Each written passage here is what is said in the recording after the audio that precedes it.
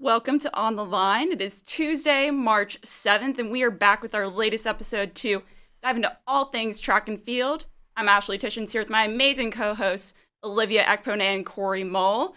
If you listen to our show on MileSplit.com, be sure to check us out on Spotify, Apple Podcasts, wherever you find your podcasts, and be sure to tune into the newest and latest episode of the Live and Learn podcast coming soon, where Olivia will talk to none other than American record holder Abby Steiner. I'm really excited for that one.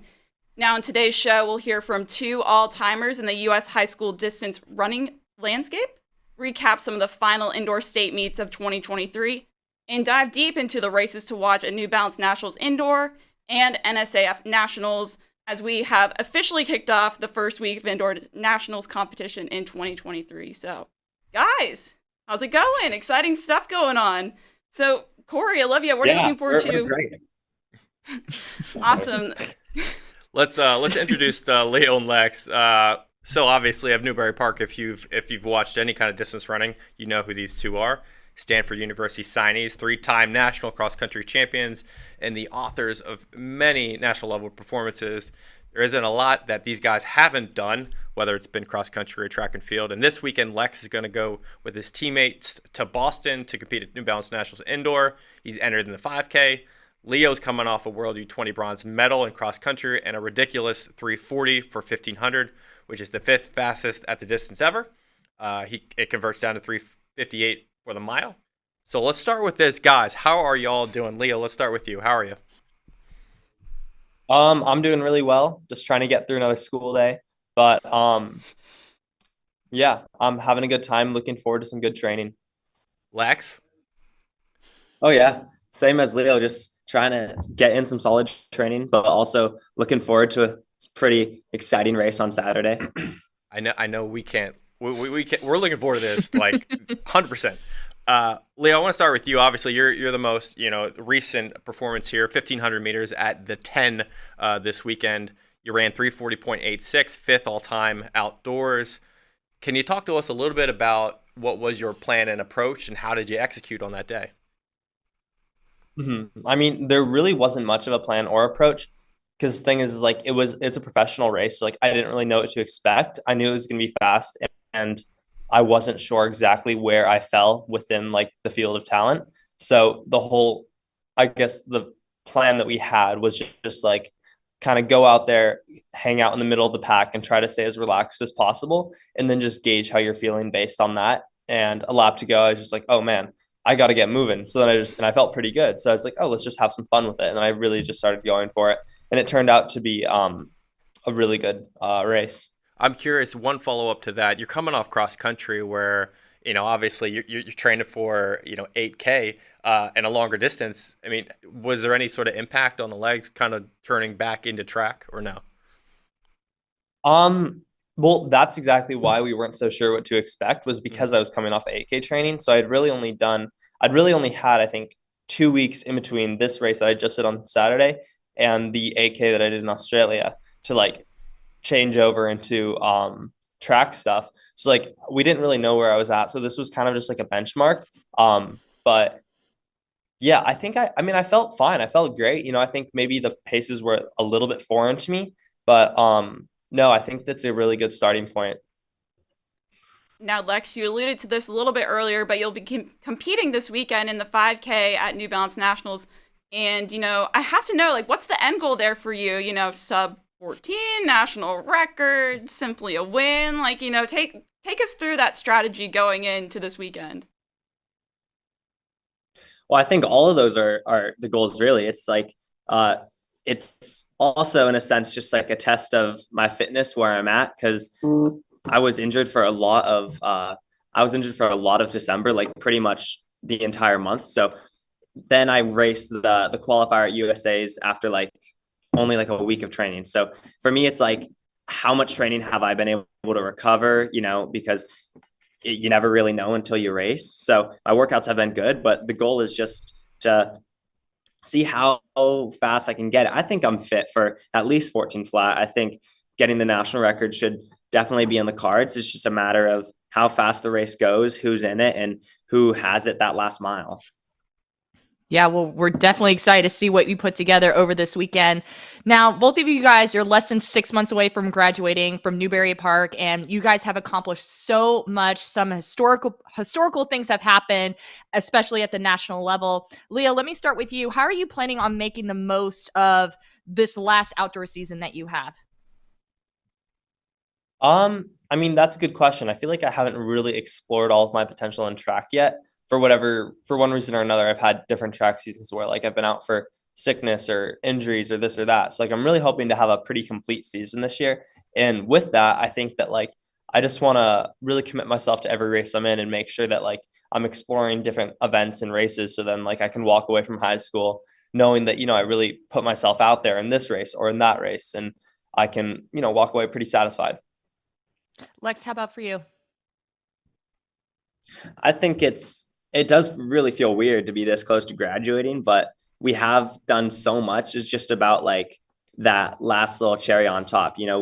It's senior season, so we are the oldest guys out there, unless like there's other seniors, but like it's all about just any of those last little things that we couldn't get other years that we want to get. So like for me, I would love to try and run a fast outdoor 5K and maybe click off that 5K record that I was just off last year. Maybe, I don't know if time will let it, but maybe an indoor 3K, that would be pretty close considering I was less than like a tenth of a second away from Nico's record. But it's just like those little things that like you just want to shoot for in that last chance. Interesting. So you might hold on after New Balance to maybe get one more opportunity in the 3K if it's there?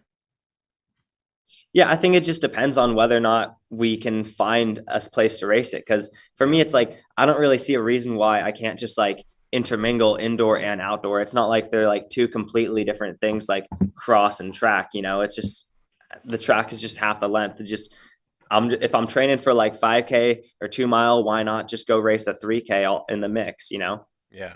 Well, you guys have never wanted to do things that are completely linear. Last year, you didn't compete in the CIF because that didn't really fit what your plan was. This year, the roadmap might look the same. It's atypical for most high schoolers, but for you, it's going to work. Can you talk to us a little bit about why you want to pursue maybe a different route outside the CIF, which is, a traditional plan for most high schoolers, and why that will make an impact for you, Leo? Well, I think the thing is like for us CIF in California, there's a large number of rounds, which means like basically throughout like I think all of May and a lot of June, you're basically bogged down racing every week. And it's not that there's anything wrong with that, but it's just that like in we'd be able to hit or we'd be able to race a lot more competition, and like we'd be able to go up against so many different athletes if we take the alternative route, which is like the invitationals at the time. And I think for us, like in thinking about like when we want to like race our best, it's better for us to not have to do like a race every single Saturday trying to make it through the rounds versus just training and getting fitter. So I think, yeah, that's why. Yeah, I think if CIF was structured a little differently, like say they had, a list, like just the top 12, like say like indoor nationals for the NCAA where you just qualify based off of time, I think it would be different because then it's like, oh, if I've already run a fast time, like last year, my 2 mile PR was like 8:35. So instead of having to go every single week running like 8:55 or 9 flat just to make it there, which would, like Leo said, result in a lot of toll on your body, it would be, I think, better for the athletes and allow for faster performances if there is just a different qualifying method. Well, then you get your qualifying time and just show up on June whatever, and then you're really in peak fitness to run what would be a great state meet. Like maybe they have the top 6 qualify based off of time. So of the California top 6 fastest get to have an auto bid, and then maybe the other 10 spots you can earn by qualifying through like a normal method of qualifying. It's just an idea. It seems logical enough. Yeah. That's right. Now, looking at these last 4 years, it's really been charmed seasons for, you guys and your teammates at Newberry Park. But, all that success, it didn't just happen, to be where you're at, you had to train, exhaustively and put in the work. And Lex, I'll start with you, but, how rewarding has it been to see your work consistently pay off, with every new season?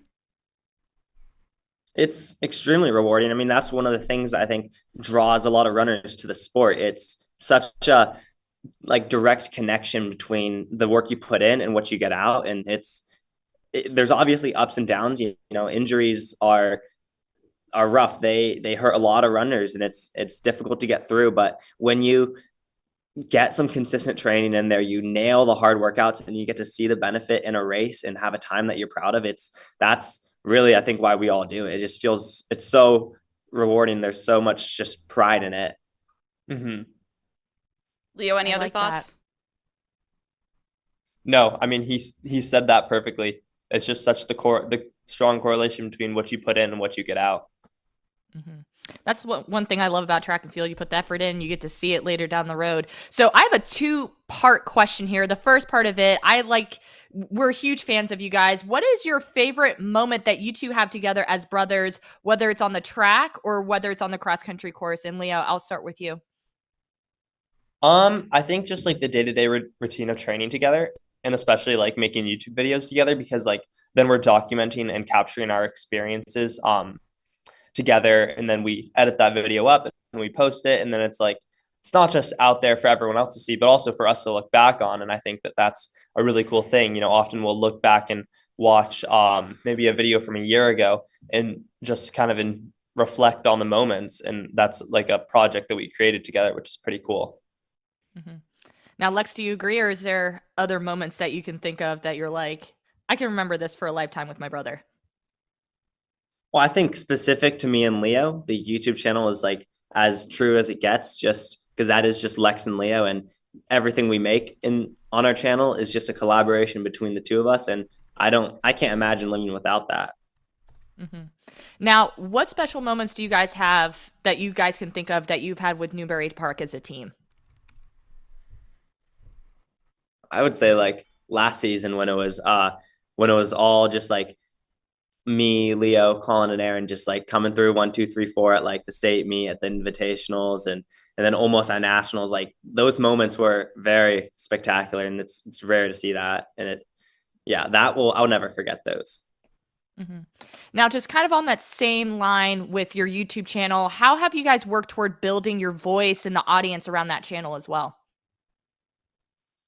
I think that really it comes down to like a main focus being authenticity. Like we're trying to portray our running and our training and stuff as it is. Like if we're working really hard to train and to get faster, we're going to show that. We're not going to play it down and say, oh, I don't do anything, but I run fast. We're going to show them we work hard and show the results that it brings. So that's just a more authentic portrayal. And I think that same thing goes with like our mentalities going into races and stuff. We try to talk about what's going on, what's going through our minds, and just really give people kind of like, we want to try to give them like a window into like what goes on at Newberry Park and like how like the training works, how the culture is and stuff like that. It's had an impact. I mean, when you go to races, people know who you are, and they come up to you, they try to talk to you. I mean, how have you sort of dealt with that sort of like insular fame in some capacity? Like, what's it been like for you two to kind of see that and deal with it?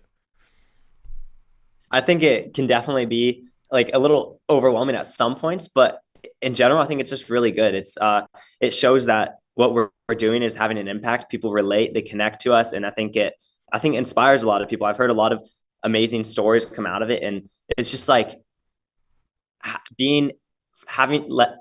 for people to be able to have others that they can watch online who kind of pave a path, kind of how Nico did for us, I think is really great, because then all of a sudden, these runners, they can watch what we're doing, they can emulate it, they can train hard and see that hard work can pay off. And yeah, at meets, there will be a lot of people come up to talk to us, but we love talking to them, because it's like they support what we're doing. We want to support what they're doing. It creates a really good community of runners, I think.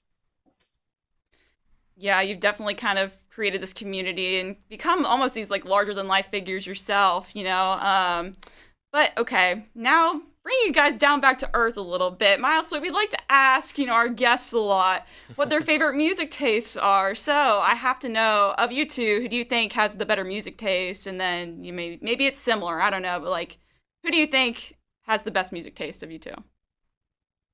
I mean, we did that like Spotify blended thing between the two of us, and I think we had something like a 98% match. Oh, So God. Okay. Wow. I mean, the thing is, like, we drive to school with each other every single day. So, like, usually if one of us is like, dude, I found this awesome album, the other one's like, oh, awesome, I'll listen to it. You know, like we tend to enjoy similar music, but I think that there's not really one of us that has like better or different or better or worse music tastes. It's just like kind of together we show each other different music tastes to kind of like bring each other up. Oh, the bell's going. Oh well, don't worry. Does that mean you got to go, or are you good? Are you good? No, it means we don't have to be anywhere now. No, I think it's like 15 minutes. All right. 15 minutes till the next class. Yeah. Well, perfect. Since y'all don't have anywhere to go then we thought we'd end this interview kind of like in a little fun way. So there's this, I don't know if y'all have seen it, but there's kind of this popular trend on social media, like more of a TikTok trend, where you'll kind of have family members together in a room and like, you know, there's a sound or a narrator and it like asks like a question like, you know, this person is, you know, the most funny. And then you point to whoever you think is the most funny, whether it be yourself or, you know, the other person. So does that make sense? Like, well, I'll go through some, you know, rapid fire list of questions and you guys are going to do that. Does that work? Yeah. Sure. Okay, cool. Alrighty, let's get to it. So first, this person is the most competitive. Yeah, probably both of us. Oh, so Me. you both think you're the most competitive. Okay. I don't think Lex is That's more perfect. competitive. We're competing over who's the most competitive. Yeah. That makes sense. That makes sense. All right, this person is more serious. Okay, so Leo, more serious. Okay, got that one. Yeah. You gotta make sure your finger can be seen. All right, this person is always early to practice. I'm not always early. You always want to be. Yeah. That's because So you're the tryhard that's always going to get there early to practice. Okay, I see. Now, this person has the strongest kick.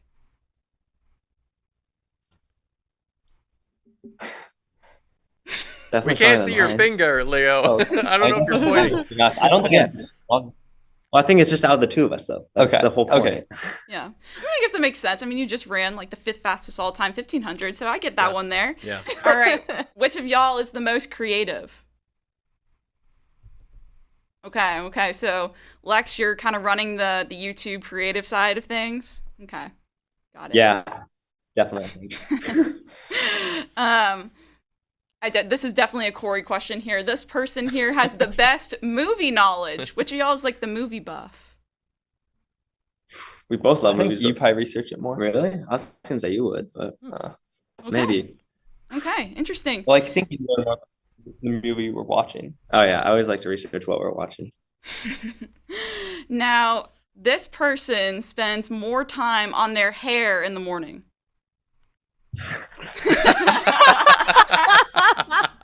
Lex, what's the hair routine? The treatment. Yeah, Yeah. what is it? What do you do?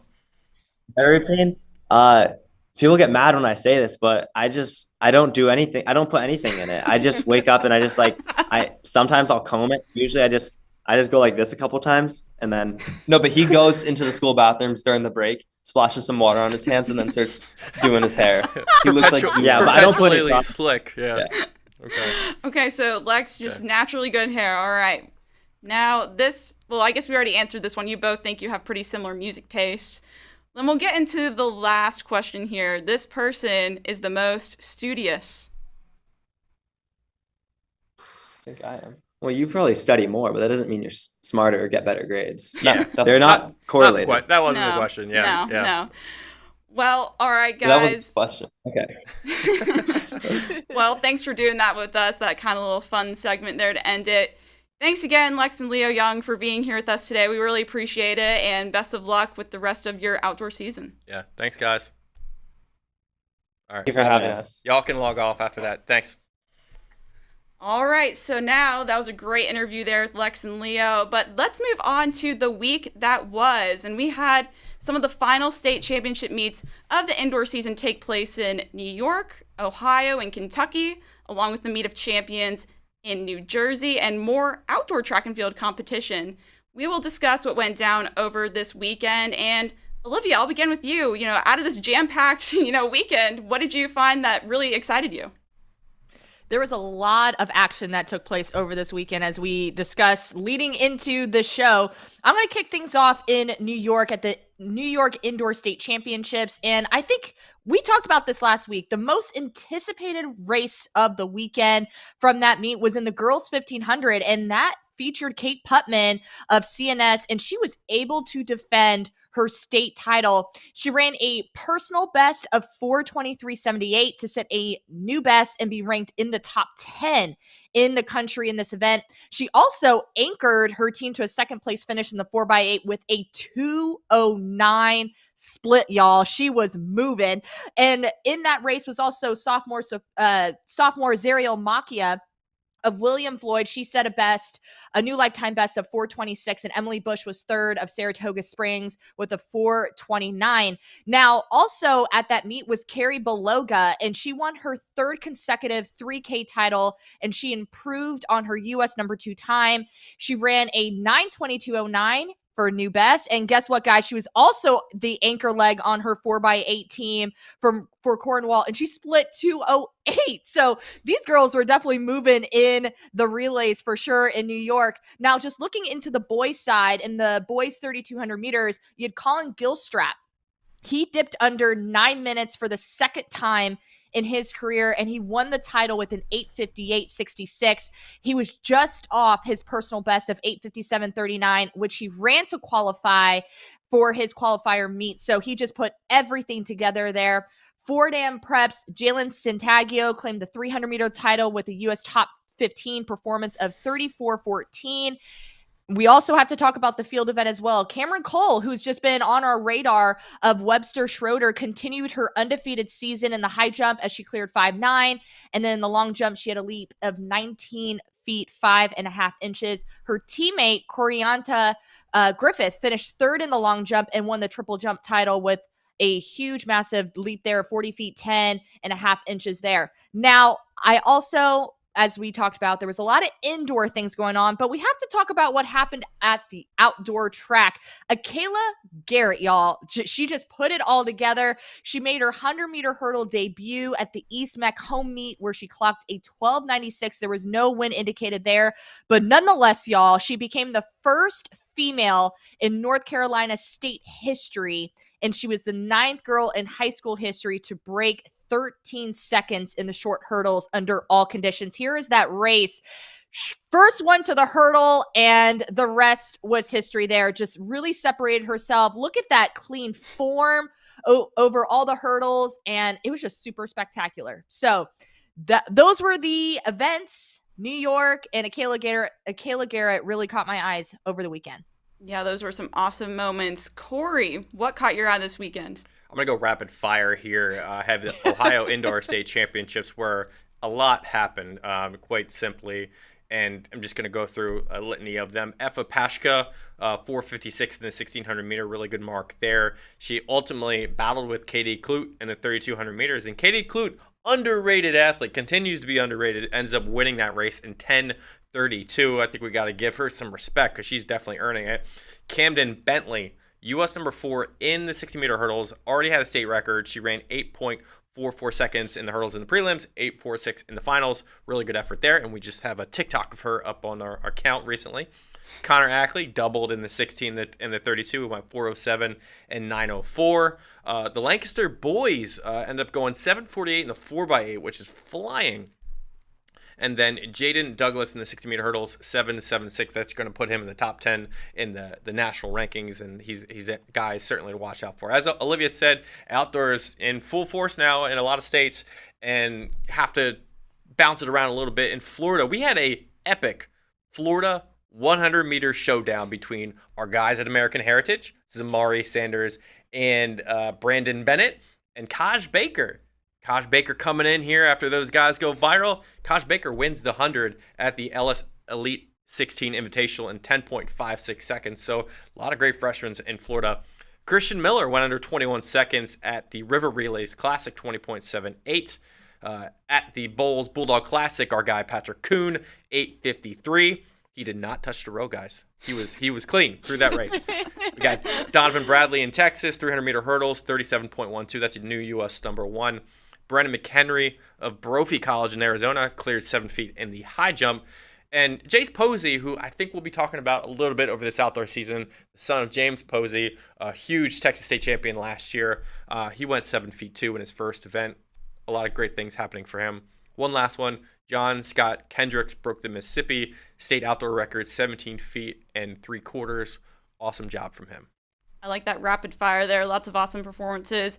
I'm going to take it back to the indoor competition Northeast for a second and talk about the New Jersey Meet of Champions that happened. And I'll kind of go rapid fire too. I'll try to shorten this up a little bit here. So we got what I think was probably the race of the day, which had to have been the boys 400. You have Xavier Donaldson of Seton Hall Prep. He goes 47.35 for a meet record in that event. That's number 5 all-time in New Jersey. And you also had 2 other guys who went under the former 48.26 meet record. That's Bryce Tucker of Pennsauken in second in 47.50, and Alexander Sadikoff of Ocean Township third in 48 flat. So that, that excitement was crazy. And then that carried over into the 4x4 later for the boys, where you had Pennsauken upset Seton Hall Prep in 3:15, which was a facility and meet record and one of the top times in the country so far this season. Now, looking on the girls' side of the competition, probably the biggest highlights there had to be Union Catholic and Siani Wynn. They are the 2 headliners here. Wynn and Union Catholic combined for 6 of the 9 track race wins at the meet. That's just remarkable, I think, in my eyes. And if you look at Union Catholic, they went 1, 2, 3 in the 800, led by Peyton Hollis in 2:11. Taylor Cox goes U.S. number 4 in the 55-meter hurdles with a 7:88. And then the 4x4 went 3:52 for U.S. number 5, and they also won the 4x8. So, Union Catholic is such a big powerhouse. They continue to dominate on the girls' side there. And then if you look at Wynn, she goes 7 flat in the 55 meters, and then she goes 24.48 for the win in the 200. And she is only a freshman, guys. That's just insane. She wins 2 titles at the Meet of Champs, the only girl to win 2 titles at Meet of Champs in its history. And, she's going to have to be someone that we watch continuing forth, with the, nationals this weekend and then going into outdoor as well. Now, guys, we reached the bulk of our show here today. Like I mentioned earlier, it is the first week of indoor nationals competition, and it's going to be some exciting stuff. Looking ahead to the weekend, we will have our national meet of the week, which is New Balance Nationals Indoor. And Corey and Olivia will be live on site in Boston providing coverage. But New Balance isn't the only meet happening this weekend. We will also have NSAF Nationals kicking off on Friday at the Armory in New York. So we'll have boots on the ground there as well. And so be sure to check out MileSplit throughout the weekend, as it'll be your one-stop shop for all nationals competition. But we figured we'd preview this big weekend by, going through so many different races and just breaking down what we expect to see and the athletes that should star on these national stages. So we'll go through some rapid fire discussions here to analyze who and what competitions to pay attention to at New Balance and NSAF. So let's begin. How about that? Let's start with the boys 5K at New Balance Nationals Indoor. We spoke to Lex Young earlier. He will be the headliner here in this race, and it's a pretty packed race. You're going to have him potentially looking for 14 flat, sub 14 national record. Who knows? You're going to have other distance elites like Aiden Cox, Byron Grievous, Patrick Kuhn, and Braden Seymour. So, Corey, I'll start with you. What are you looking forward to most, and what do you think we can see from this field, being led by Lex as well? Yeah. I'm a little more confident in Lex just hearing from him. He seems, pretty balanced and poised about it all, which, it didn't seem like he had any nerves, which is good to see. The 5K in itself is a long race, so when you get into it, a lot can happen. We've seen them take place in previous iterations, and they bounce around a lot, right? The paces modulate, and it's tough to have sort of a consistent tone of a 5K. Hunter Jones, the last guy to do it really well last year, 14:20, number 4 all time. As Olivia and I will talk about, Cheserek is the national record holder, 13:57. Lucas Verspikas, 14:06. Those guys all were phenomenal. The differences between Jones, Cheserek, and Verspikas is fields. Cheserek was in a pro field when he did it back in 2011. He wasn't even the guy that crossed the line first. The guy who won that race was Bernard Lagat in 13:06, I believe. So he was holding on. Verspikas and Jones were ahead of their competitors by about 30 seconds or more. So they needed to take that race out and really put forth that effort. Now, when it comes to Lex and everyone else, Lex got to take this on himself. If he wants to run 14 flat or faster, he's got to take on that himself and really be composed and poised about it all. When we look at him, he was able to do it in the 3K. When he ran that 7:57, he averaged 4:15 mile pace, right? For this record, he would have to go somewhere in the range of 4:45 for that distance. So, I mean, I think it's possible. He just got to have a little bit more of distance to it. But, that's why we race these races and we go for these national championships. Olivia, do you agree? How do you see this race unfolding, in the 5K at New Balance? Yes, this is, I think, a really interesting race to just dive into a little bit more. The headline here is Lex is in the field, right? And going into the interview that we had with Lex and Leo, I was like, are we on record watch? And I think after the interview now, I agree with Corey. I'm like, yeah, I think we can kind of say we are, just hearing Lex in his confidence that like, hey, I think I can go out and run 14 flat. It makes it even more interesting now. Corey already talked about King Ches has his record 3:57, and we've talked about leading into nationals. Like the longer we go in distance, the more tactical it's going to be, right? Because it's not always about time. It's about being the national champion. But I feel like with Lex being in this field, and as Corey mentioned, he's going to have to really push the pace a bit. He's going to have to really pretty much take control of this race because not only is he going for the win, but he's going for a national record. And I feel like you just got to leave all the cards on the table for this. So, Lex is coming off has a huge resume. He's coming off a really big championships with the USA Track and Field National Cross Country Championships in January. He looks strong. He feels strong. So it's going to be a great race to watch. Yeah, I think I definitely agree with both you guys. Lex is going to be the headliner. It's going to be his race and record to really go after if he really wants to set himself up for that. But I wouldn't sleep on these two guys either, Aiden Cox and Byron Grievous.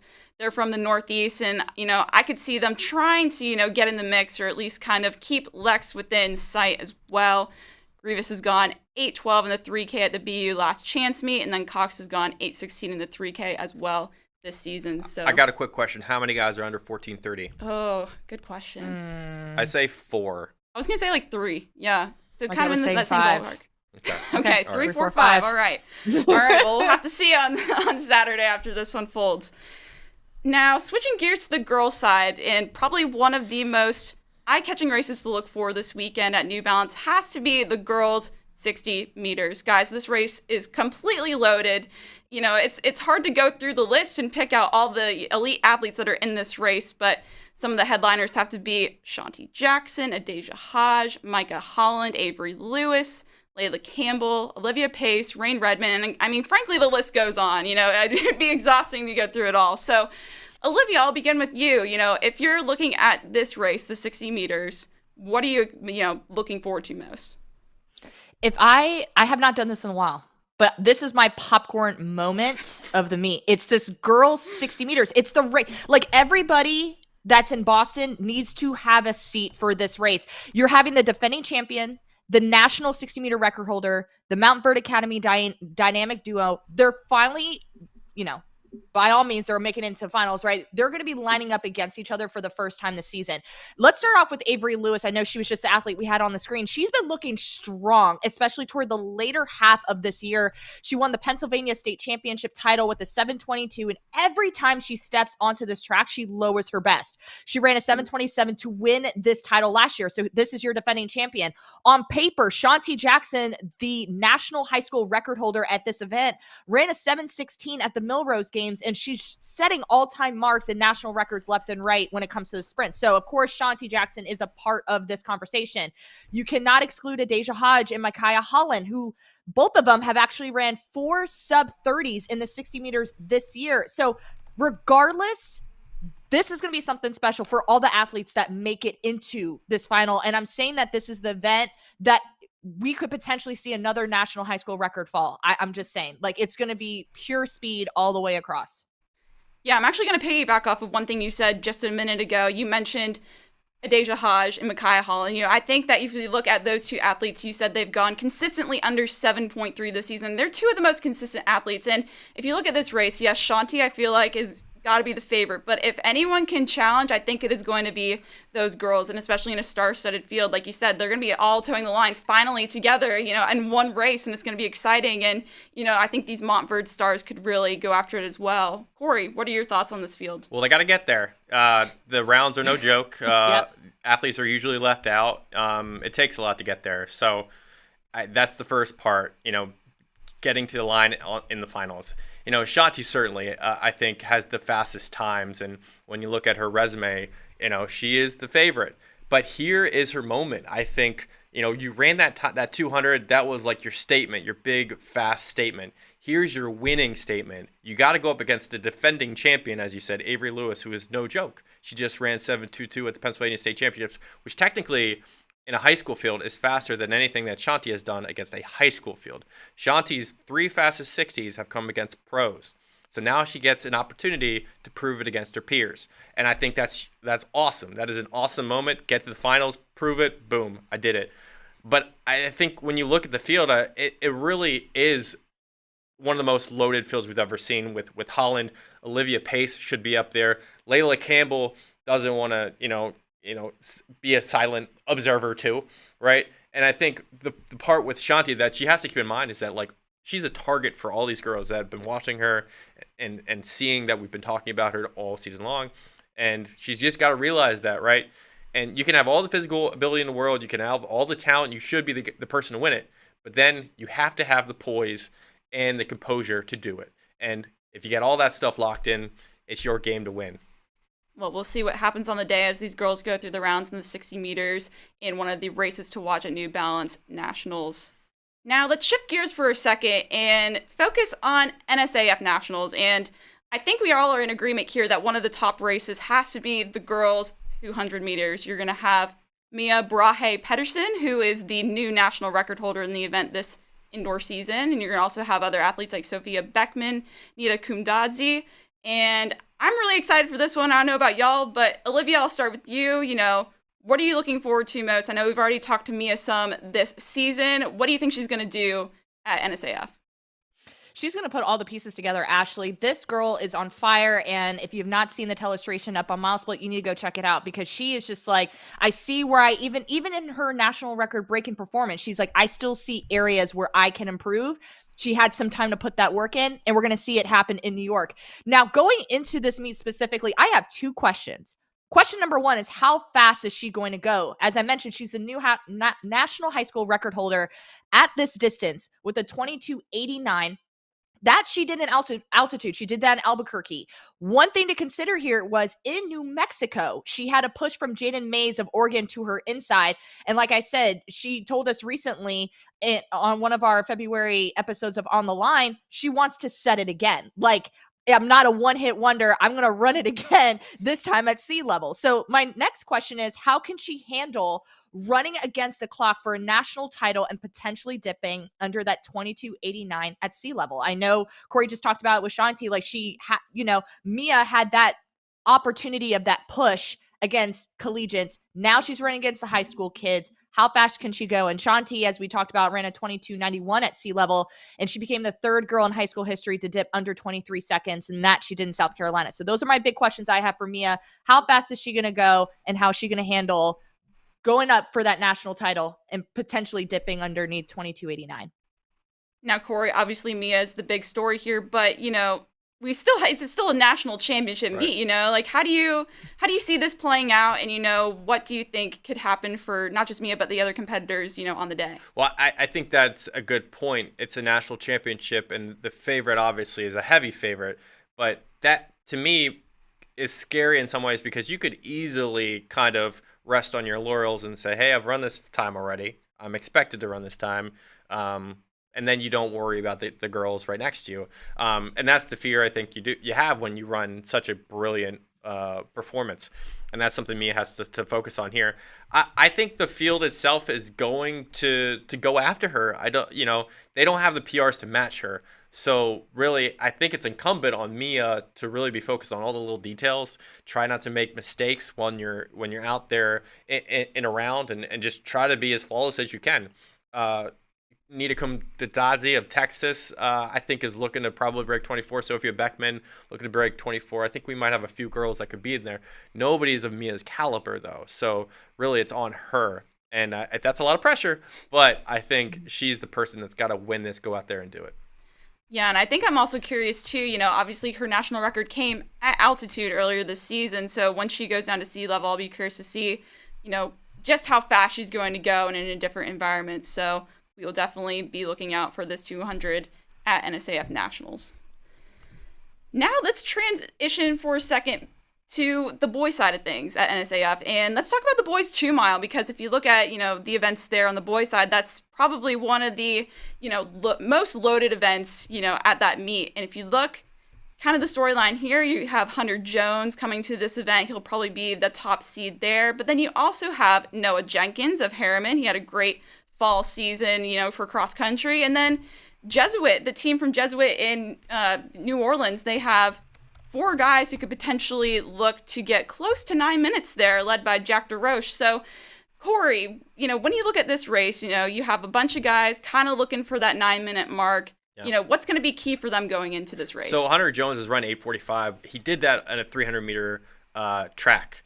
Noah Jenkins 9:06 on a 200-meter banked track. The difference with Noah was that he ran at elevation, and here's where I think the conversion comes into play here. If the conversion's really true, the conversion from Final Surge says he actually ran at 8:51. So if you look at Hunter's time, you put that on a 200, you put Noah on a sea level location. Maybe we're equal here. Maybe it's Noah and Hunter going toe-to-toe in this race at the front. I really do think it's going to come down to those two. The guy coming down from sea level might get a lot more oxygen in his lungs, and he might run a little bit better based on that. Hunter's going to have to battle, but the thing I love about Hunter when you watch him is he looks like he's working 100%.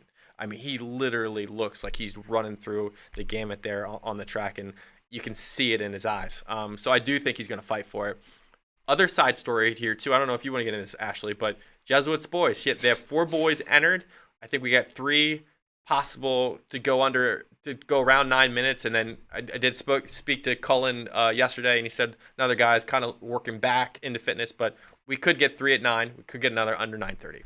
That's right. Yeah. I mean, I think we should have can we have a 4x2 mile event? I think Jesuit would win that one there. Yeah. They're led by Jack DeRoche, who's their top 2 mile guy. And like you said, Coach Cullen Duty, he thinks that, 3 of his athletes, a huge amount of athletes could go after that 9-minute mark, and, the guys behind him right there together. And to have that amount of distance talent, on one team is it's remarkable. I know, me and Corey had the privilege to go down there and speak with them and see how they train, down there in New Orleans, and they definitely have something special there. So if they can work together, as a pack, that's the benefit too. If you can work together as a pack in that sort of race, that can help pull everyone along. And I expect to see something really cool from Jesuit there. And I want to mention too, briefly, back to Hunter Jones. I got to see him compete at Michigan Indoor States a couple weeks back, and I spent a long time talking to his dad as well. And he's just a workhorse, like you said, Corey, he puts, he wants to do everything he can to push himself to the limit.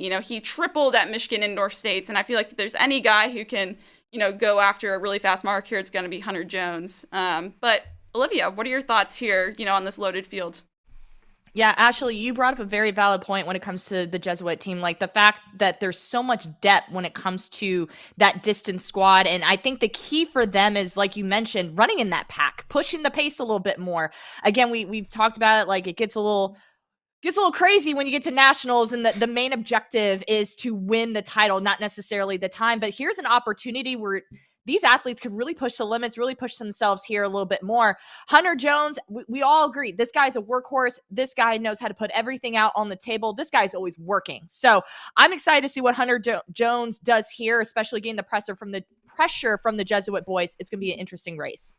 Yes, we'll be excited to see how that unfolds. Now, we spent some time talking about some individual events, but now let's shift to the relays for a second, because we have some exciting action going on at the national meets this weekend. So let's shift to New Balance, where we'll have, I know Olivia's had her eye on this race for quite some time. It's the boys 4x200 meters.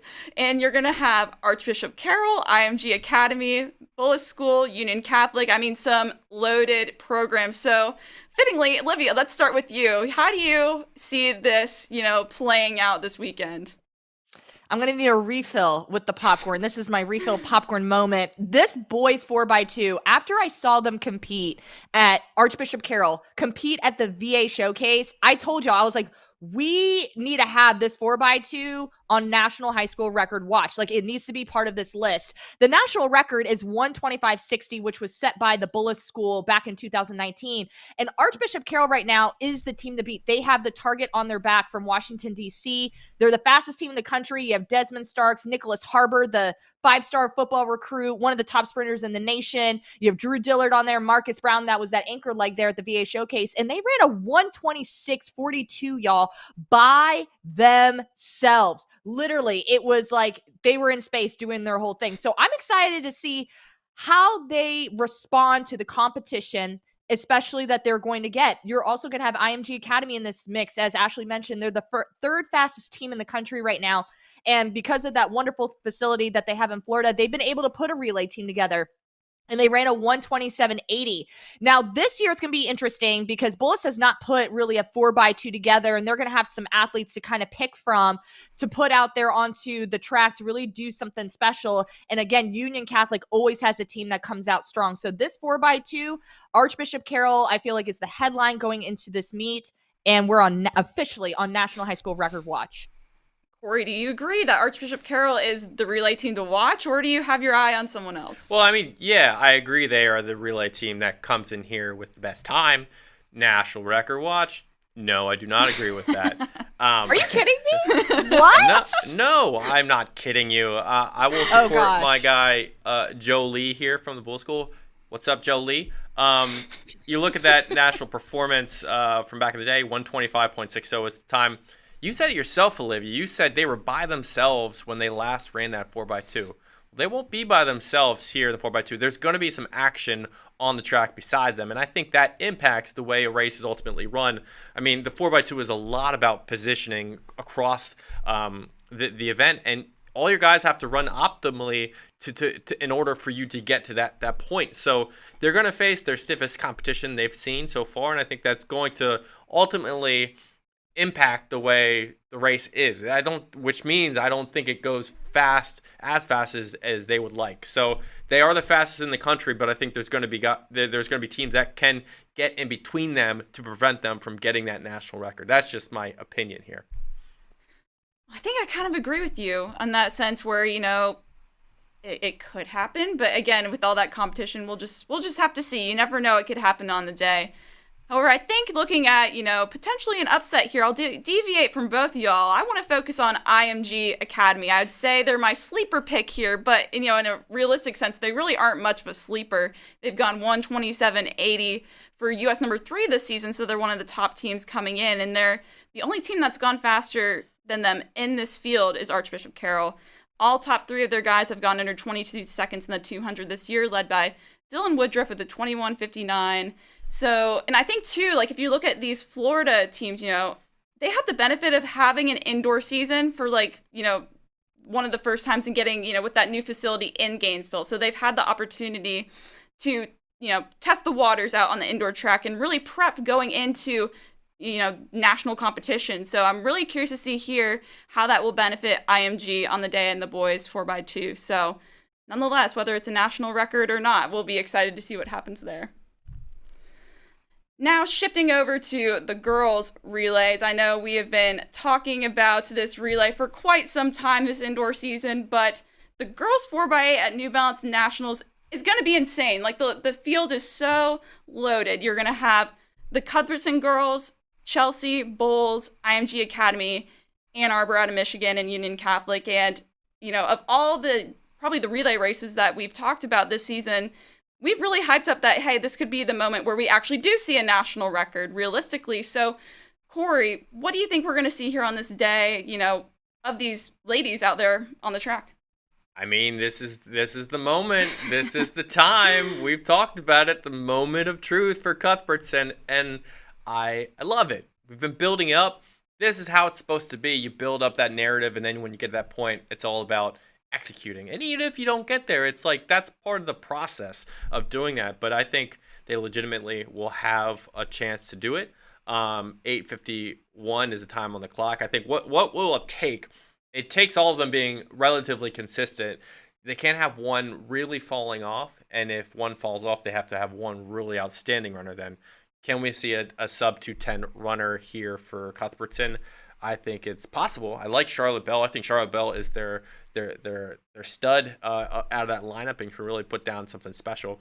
But I saw Ann Arbor last year. Ann Arbor's got 2 girls back from that team. I wouldn't sleep on them necessarily because they have proven it. Obviously, they know how to get it done. So you got teams like that, and Union Catholic, I think, has to be mentioned here. Union Catholic is a steadfast program. Olivia, do you agree here? Do you think this is Cuthbertson's race to lose, or do you see other, teams coming up in the mix as well? I definitely see Cuthbertson being the heavy hitter here. As Corey mentioned, this has been a fantastic team. Justine Persano, Stella Kermis, Charlotte Bell, and Alicia Persano have been this squad, I feel like, since the beginning. What's interesting enough here, and I feel like we have to note to this, is they opened up their outdoor season already with an 8:48 at their home opener, like at a home meet, just out there doing their thing. Outdoors. Yeah. Right, exactly. And number 5 all-time run in a new North Carolina state record. And I feel like they're also the indoor state record holders and a U.S. number 7 with an 8:57. So just putting that all together, it's just, I feel like this team has already just alluded that they already know they probably have the targets on their back, and they know they're going to have to put everything together to make sure they come away with this title. I think Cuthbertson is the team to beat. And, I'm not going to count out Union Catholic. They just went 904 at the Millrose games. And as Corey mentioned, Ann Arbor went 918 last month. So there are going to be teams that are going to be in this mix, but I think Cuthbertson's going to be the team that comes up on top. Now, I know y'all know that Cuthbertson's my team here, and, I definitely think they can put the pieces together, but I've been, texting back and forth a little bit with their coach, Kirk Walsh, and, he texted me immediately after they ran that 4x8 outdoor opener, 8:48, and he kind of said, like, just a dress rehearsal today, so, if that's a dress rehearsal, if that's a tune-up for nationals, then, like, I feel like they're ready, they're fit, like, if, I think if they can put together the pieces on the day like they've shown all throughout the season, then I think that national record could go down in the girls 4x8 at New Balance. So those are 2 of the relays that we have our eyes on, but now let's shift back for a second to NSAF indoors, and we have a loaded race in the girls mile, and I want us to discuss that for a minute here. You have some of the top distance athletes in the entire country in this race. You're going to have Carrie Beloga, Sophia Goriron, Zariel Makia, Mia Proc, and Irene Riggs. Guys, those are like some historic names right there. This may be like the race that has the most, all-timers in a field. So, Olivia, how do you see this unfolding with so many great athletes? Like, it's so hard to pick who's going to win this race, I feel like. It is very difficult for me at this very moment to be like, I feel like this is the favorite going into this race. As you mentioned, all of these ladies have historical names behind them, and I feel like this is definitely going to be the showstopper for sure. Sophia has been pretty much unstoppable this whole season at the high school level in the mile. She's just been putting everything together.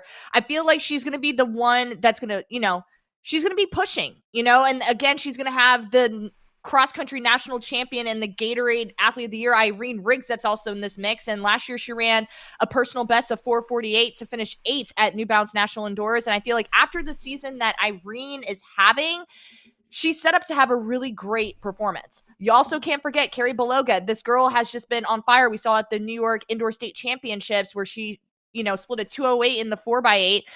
U.S. number 2 in the 3K with a 922, and also has a best of 4:43, where she finished 6th last year at the national level. All of these girls have raced at the highest level you possibly can at the high school level. They've all competed at nationals. They know what it takes. I really don't know who is going to win this race, to be quite honest with you. I feel like all these girls have the potential. It's going to be whoever can put it all together on that day. Corey, do you feel a more kind of clear cut on how you think this race is gonna develop? Yeah, I do. It's Sophia. Sophia's gonna win the race. I'm willing to put my marbles on it. Basically, I'll put my bet on that. Goriron is gonna win the race. I think over the course of the season, I've been sort of like kind of hesitant to outright say she's been the best in some of these events. I'll just come out and say it here in the mile. I think she beats all these girls. I don't think she pushes the pace. I don't think she sets the tone. I think she lets others do the work first. She's smart enough to know that. I think all these girls are smart enough to know that, like, you don't really want to put yourself in that position early on, because that could ultimately hurt you in the end. Will it be a fast race? That's debatable based on that very fact. I mean, I think the win here is going to be important. I think if all goes well, it is a fast race, and if that is the case, then I do think we could see somewhere under 4:35. I think we could get in 4:30, 4:32 territory specifically, because Irene's ran 4:37 outdoors. Beloga's ran 4:47, I think, indoors. I mean, Sophia's ran 4:37. They're all capable of doing it. It's just a matter of, will they be in a position to do that? And I think Sophia is a late race kind of racer, right? She surges at the right moments toward the end of those events. So I'm going to pick Sophia in here, and she beats Irene and Carrie.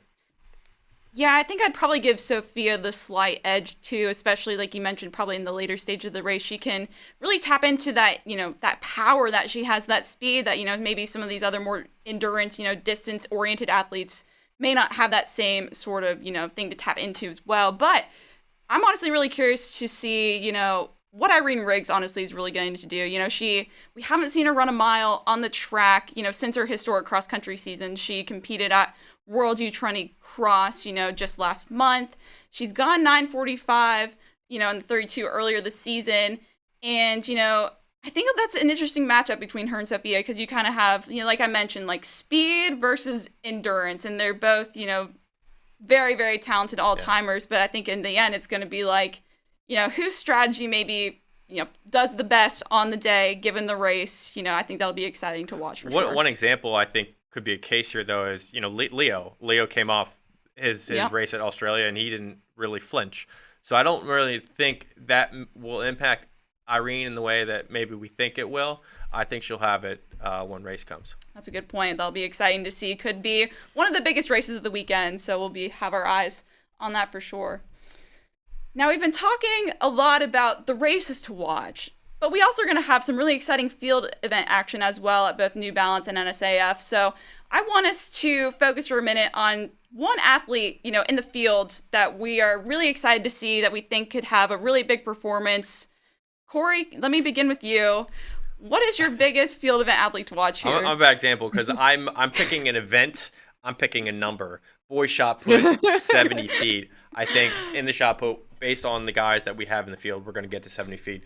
We have Jacob Cookingham, who's U.S. number 1, Luke Himes, U.S. number 2, Hayden Dixon, U.S. number 3, Rodney Laura, U.S. 5, and Benjamin Shu, who should be talked about. He's coming off, I believe, basketball or wrestling season. He was a wrestler, so he's definitely in the mix here too. But Cookingham's thrown 67.5. I think when you put all those talented throwers in the ring together and you work off that energy is a huge beneficial value add for throwers, and I think it ultimately aids in their production. So I think we're going to get somebody at 70. It'll probably come on the fourth, fifth, or the sixth throws. Well, Corey, you took that in a different direction than we intended. But Olivia, I know you picked one athlete in particular, like we talked about. So, Olivia, who's your athlete to watch in the field events this weekend? See, I understood the assignment. But Corey, you brought up some valid points here. But I'm going to highlight Juliet Lauraswente Hubner from Ohio. Y'all, this girl is a triple threat, okay? She's going to be, quadruple. In the field, she's going to be competing in the high jump, the long jump, and the triple jump. This girl's coming off the Ohio State Indoor Championships. She won all of her events, all the field, high jump, long jump, triple jump, and she won the 6-meter hurdle title. And she scored 40 points for her team to win the team title by herself, which is super incredible. Now, the reason why I say she's a triple threat is because this girl is ranked in the top 5 in the country when it comes to the jumps. In the high jump, she's cleared 5.9, which ties for U.S. number 4. In the long jump, she's jumped 20 feet, 3 3/4 of an inch. That's U.S. number 4. In the triple jump, she's leaped 41 feet, 8 3/4 of an inch to be U.S. number 5. this girl is literally just putting all the pieces together. So she has an opportunity this upcoming weekend in Boston to win those 3 individual titles in the field event. Now, she's also going to be competing in the 60-meter hurdles. She's U.S. number 18 there with an 8:56. And honestly, I had a chance to listen to her post-race interview from the Ohio State Championships. And she's like, I'm going for 3 individual titles, and I'm making the finals in that 60-meter hurdle. So Juliet's going to be all over the track, all over Boston. She's going to be all over at the track. So Juliet's definitely that athlete to look out for when it comes to the field. Yeah, Juliet's no joke. I mean, that's a rare kind of athlete to find there. Mhm. I'm actually going to go back kind of like what Corey did on the shot put there, but I'm going to focus on the girl shot put, and I'm really curious to see what Mency Stiff of Brentwood Academy in Tennessee is going to do. She is headed to NSAF Nationals in the girl shot put. She is the defending champion there in the event, and she has led the nation all season long in the girl shot with her 52.5 and a quarter throw back from January. The indoor national record is 57.5 and a half from Alyssa Wilson in 2017. I'll just, put that out there. Who knows? She could inch up the all-time list for sure. She's currently at number 9 all-time thanks to her 52.8 and 3/4 winning throw from NSAF Nationals last year. So I'm really curious to see what she does. We haven't seen her compete a whole bunch, but, she's one that's really proven to be good on the national stage. So we'll see what happens when, she's fighting for a national title. Now let's shift back to the track for a minute, and we're going through the final races we're looking forward to this weekend at Nationals, and let's talk about the boys 400 at New Balance Nationals. And if you look at this, kind of similar to a lot of the other races, it's just loaded with some of the top talents in the nation. You're going to have people like Quincy Wilson, Shamar Hurd, Zaire Nuruddin, and the list goes on. And I feel like the boys 400 is a race that we've been hyping all indoor season, are people going to reach that 46 low, sub 46 mark? We've been hyping that up. And, Olivia, with some of these really talented guys in the mix, how do you think that the 400 will play out? This 400 is going to be another race that everyone needs to be packed in at the track to watch.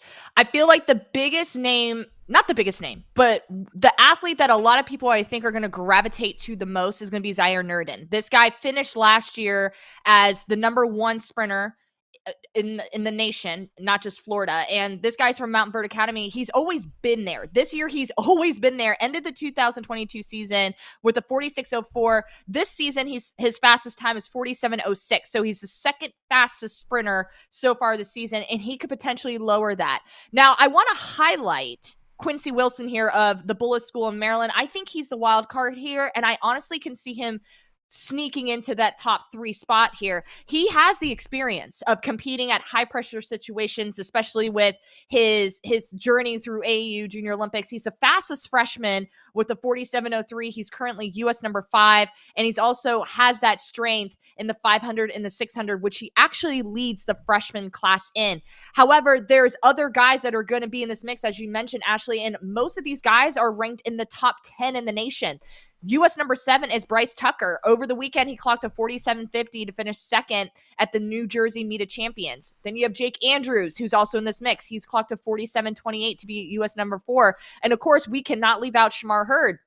He ran a 48.43 personal best at the lab. Like, the list just keeps going on and on with these top contenders. But I really feel like Zaire Nuruddin, I think just coming back from what he did last year, I think people are waiting to see what he can do in his final indoor national championship. So that's how I think it's going to unfold a little bit. It's just so much is going on, but I think Zaire has the biggest target on his back. Corey, what's it going to take for one of these guys to come away with the win again? And like Olivia outlined, such a loaded field. I mean, you have to run your race, obviously. In order to win, you got to run your race. But I think, the bigger question for me is time. Like, I know that, winning a national title is important, but we really haven't had anybody under 47 seconds. And the one guy who's been under it's been under that by 0.02 of a second. So we haven't seen it. Will we finally get it? If I'm an athlete going into this and I go into prelims, that's where I want to put down a really good performance. Make the finals your race, try to win, but make the prelims maybe your moment to get that big time. And I think we got a host of guys that can do it. Jake Andrews comes to mind specifically because we had two USC guys to go 1-2 last year, Justin Braun and William Jones. And Jake is a USC signee. So a little parallel storyline there. But I think ultimately it will come down to Nuridin and Wilson, as Olivia pointed out. Wilson is the phenom freshman. Nuridin is the senior. I don't think we're getting to 46-0. I'll say that. But I do think we're getting to 46. Nuridin is kind of a second half runner in the 400. And I think he needs to make sure that he has that second half left in a race like this. But I think it's going to be fun. One interesting note about Quincy Wilson, Jolie calls him his athlete A. He assigns sort of number or letters to his underclassmen, and Quincy's athlete A at Bullis School. So we'll see if athlete A can get a W here at NBNI. Should we start assigning like letters for ourselves too? Like, you know, I could be athlete A, you know? Go for it. Go for it. I like that. Now, I think I agree on, you know, all the points y'all brought up. You know, I do think it probably will come down to Zaire and Quincy, but Olivia mentioned this guy.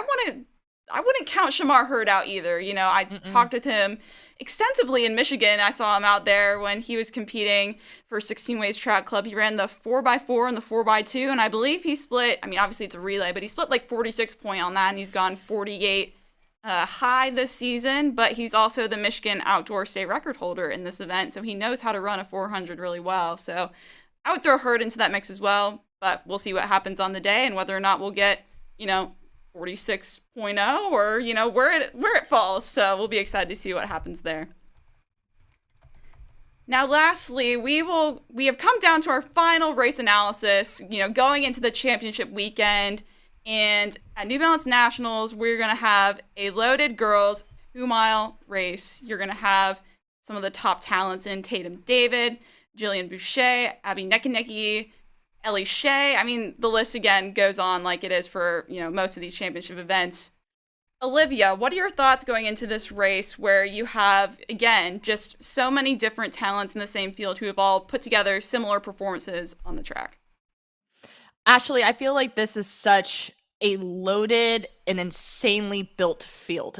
It's just full of talent. I think for me, my thoughts right now, I'm honestly curious about Abby Neckenecke. I am a huge fan of her. She finished 4th at the USA Track and Field National Cross Country Championships. This is her first year running indoors. And I think that's another thing that I'm quite interested to see how she's going to perform. She's running 218 in the 800 this year, 926 in the 3K. She's, you know, just done an amazing job already. And I feel like she's going to surprise a lot of people. I feel like she's had such an amazing cross-country season, you know, had an opportunity to run at the USA Track and Field National Cross Country Championships. Now we're seeing her compete at the indoor season before we officially go into outdoor season from Minnesota. So Abby Neckenecke, I feel like is that sneaker pick for me. Honestly, I feel like I'm just intrigued by what Abby Neckenecke is going to bring to the table. Of course, Ellie Shea is going to be a part of this race too. She was the runner-up last year at this meet with a 9:52. She also won the 5K and was 4th in the mile. Then you have Tatum David, who's just been really putting everything together this indoor season. 10:22. She has a few races underneath her belt, and I feel like with the competition, she can really challenge for a title here. So I think it's just going to be interesting. But I really think Abby Neckenecke is going to be that one to look out for. Olivia, I think per usual, we're on like the save wavelength here. I know we do that a lot because I'm also really curious to see how Abby Neckenecke does. You know, like, as you mentioned, she had a long cross-country season. She finished 4th at the USATF Cross Championships in January. Unfortunately, she wasn't able to make the trip out to Worlds due to some logistical reasons, but I feel like maybe that gives her, you know, some motivation going into these races here indoors. She's only raced, you know, twice, like you said. She's run an 800 and then a really stellar 3K as well. So maybe now she's like, okay, this is my chance to return to a national championship stage and really just put it all out on the line. You know, what does she have to lose? You know, so I'm really excited to see what Abby Neckenecke does here. Corey, who are your big headliners going into this race? My only big question is Ellie Shea. How close will she get to the 950s in Natalie Cook range? You know, I think that's possible for her based on how she ran at the end of the cross country and what she did at World U20s. I like beside her, Tatum David, to go under 10 minutes, but I do think this is going to be primarily a Shea race. But I got David maybe getting under 10 minutes. Kira O'Shea, not to sleep on her. I think she's been really good this year. Alyssa Sorrow, West Virginia, coming there from the mountains of West Virginia, could do well. And a sleeper would be Gillian Bushy. She's coming off some good performances at the Virginia State Championships. I could see her kind of fitting herself into the equation a little bit. Well, that will definitely be an exciting one with some star-studded, athletes in that field. Now that ends our race breakdowns, but, as we've mentioned, there are 2 different national championship events happening this weekend, one in Boston and one in New York. And most athletes are, picking one or the other and, kind of focusing on that given event. However, there are some athletes that are going to be doing both. Somehow they're going to be traveling to Boston and New York to compete in the national championships. And the USATF U20 XC3 are all about to head there. That's a mouthful. It really is. And do the double. You're going to have Carrie Beloga, Zariel Makia, and Abby Nekineki they all competed at USA U20s in cross country. They're all going to be doing the same races. They're going to be doing the 2 mile at New Balance, the 1 mile at NSAF, and then Beloga and Makia are going to be doing the 4x8 at NSAF, while Nekineki is going to do the 4 by mile. Guys, that just sounds exhausting, so Corey, as you look at this and you're looking at these athletes, how are they going to pull this off? What do you think we're going to see from them? I'm going to call them the U23. The U23. Okay, that sounds better. That was the whole thing. It was too much. Or the XC3. I like XC3. U23 or XC3. XC3. I'm assuming they had a conversation in Australia maybe. What do you think? Yeah? Could be. Yeah. Probably. Okay. All right. I'm going to use my Australian accent right now. Hey, mate, you want to do something crazy? The 2 mile. But here's the twist. It's in Boston and New York. You like that? That was so bad. Yeah, well, I think that conversation happened between those girls, and that's why they're doing both of them together. I mean, it's an experience. This is high school runners getting the experience. That's what it's there for, right? Whether they win, they finish second, third, whatever, it's the experience of doing this, and that's going to build their character and a lot of their maturation as a runner. So I think that's part of the allure here for all those 3. And it'll be interesting for Beloga and Nekineki, who are going to be teammates next year. I think that's a good bonding experience doing this together. So, obviously all of them will have chances to win, but I think overall the experience is going to be the important part here. Olivia, maybe break down for us, what the schedule is going to look like for these athletes in particular and how they're going to even travel from, Boston to New York and back and forth. What's it going to look like for these athletes? Yeah, I'm just thinking about last year when both the national championships were in New York. I was like, okay, we saw some overlapping of athletes, but here we're in 2 different states. It's interesting because the 2 mile for New Balance National Indoors is scheduled for Friday afternoon. The mile and the 4x8 at NSAF Indoor Nationals are scheduled for Sunday morning and Sunday afternoon. So as Corey mentioned, it's just an opportunity for experience. And when I just kind of Googled searched like the distance between Boston and New York City at the time of day which I did this, and remember we're talking about New York City, it's about a 4-hour drive when I did it, give or take. You got to add about an hour to 2 hours there, and I don't know if they're flying, but I would assume they would drive. But I feel like it's a great experience. At the end of the day, it's high school track and field. Go have fun, handle your business, have fun at the same time. And I feel like there's some wiggle room in there for travel and also recovery, just because Saturday could be used for, depending if they leave right after Friday's race, get in, shake out the legs Saturday, compete Sunday. That's cool too. So, and I feel also when it comes to the relays, like, especially with them doing that at NSAF, like they're going to have their teammates with them. So I feel like they're going to be there to kind of uplift them a little bit more because you have 3 other girls there. So I think it's going to be a great experience. I'm interested to see how it all turns out for them. Yeah, that's what it's all about, right? To have fun, on the championship stage. I think that'll be really exciting. And, looking at these ladies in particular, I think I'm really curious to see how Zariel Makia does. I think for a while I've been really impressed with how this young sophomore has really handled herself, on such a big stage already. She's going to be competing in a loaded field in the 2 mile, loaded field, the 1 mile. I mean, that's just great racing experience for her going into, she still has 2 more years left of her high school career. And she certainly can hang with them too as well. So I'm really excited to see what Zariel does there. Kudos to all these ladies if they, pull this off so well, which I know they will do. Hopefully they can get, like Olivia said, some nice recovery, some nice sleep afterwards, maybe an ice bath, who knows. But I guess we'll call this segment Double Trouble. It's going to be Double Trouble this weekend at Indoor Nationals. Now we did have one last segment, but I think that's going to wrap it up for us here. That was a pretty mega national show, I think I would say. So, guys, that's our show today on the line. Like I mentioned earlier, Corey and Olivia are going to be going to New Balance Nationals Indoor. They'll be in Boston. Guys, do you have anything exciting you're looking forward to in Boston? On Thursday, before we start our coverage on Friday, I know at night there's a show on ABC called Alaska Daily. Going to catch up with it. Yes! Our show! Cannot wait. Yeah, and then it's all coverage after that. I will say, I finally watched Alaska Daily, and it's very solid. So we can all watch it and then discuss. So excited for that. Yeah. Well, guys, thanks again for watching On the Line. We will be back next week to recap everything that happens this weekend. We'll talk to you soon. Take care.